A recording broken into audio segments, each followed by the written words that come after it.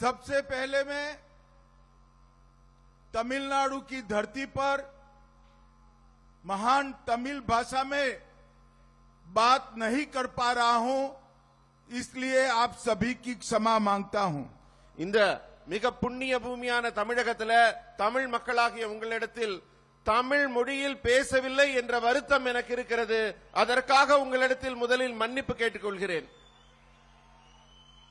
यह भूमि वीरता, संस्कृति और अनुग्रह की भूमि है। यह भूमि को भी मैं प्रणाम करता हूं।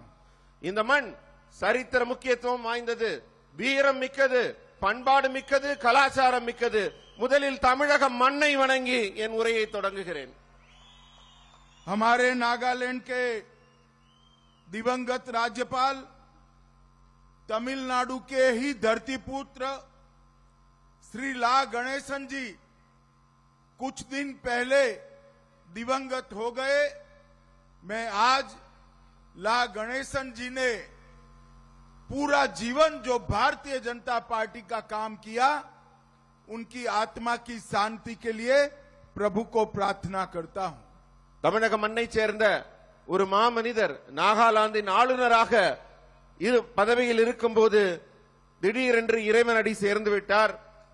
தன் வாழ்க்கையே பாரதிய ஜனதா கட்சிக்காக தியாகம் செய்த அந்த மாமனிதரின் ஆன்மா அமைதி பெற வேண்டும் என்று அவருக்கு நினைவஞ்சலி செலுத்தி நான் இங்கே என் உரையை தொடங்குகிறேன். सबसे पहले मैं देश के प्रधानमंत्री नरेंद्र मोदी जी और पार्टी अध्यक्ष श्रीमान नड्डा जी को धन्यवाद करना चाहता हूं कि हमारे तमिलनाडु के ही नेता सीपी राधाकृष्णन जी को उपराष्ट्रपति पद का प्रत्याशी बनाया है।